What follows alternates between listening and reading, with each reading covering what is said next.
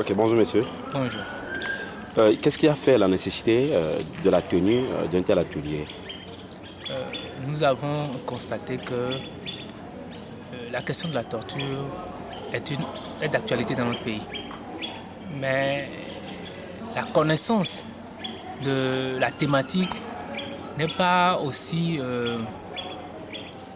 suivie par les agents des forces de sécurité et la maîtrise des mécanismes de saisine n'est pas connue des organisateurs de la société civile.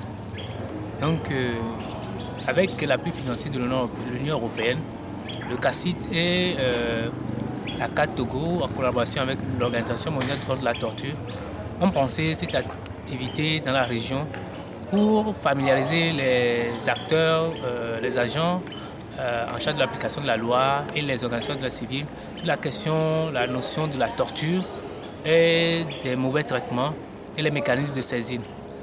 C'est pour, au final, avoir pour objectif un changement de comportement au niveau des agents et une capacité à saisir les mécanismes en cas de violation et à œuvrer pour la prévention et quant à ce qui concerne les ODDH.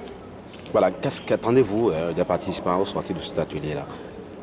Effectivement, ce que nous attendons, c'est un changement de comportement qui se traduira effectivement par la mise en œuvre des plans d'action qu'ils ont élaborés, notamment de mener des actions concrètes en faveur de leurs pairs, des actions de sensibilisation, de mener des actions au niveau des lieux de détention, que ce soit à la gendarmerie ou à la prison, pour une meilleure condition de détention des détenus ou des prévenus. Ok, alors quelle est la position de votre structure, le CACIT, sur la torture dans notre pays? La position du CACIT, le CACIT n'aurait de position que la position que les Nations Unies ont, la position que normalement l'État togolais, une fois qu'il a ratifié les conventions internationales, a, et faisant partie du Conseil des Nations, cette position-là qui veut que la torture est absolument prohibée, la prohibition absolue de la torture et la lutte contre ce phénomène est pour le CACIT un leitmotiv.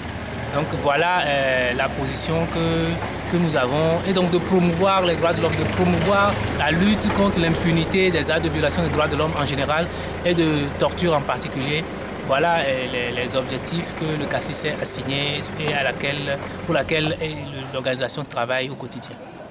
Quel est le regard que porte le CACIT sur peut-être les cas de torture qu'on a eu à écouter, à entendre dans notre pays?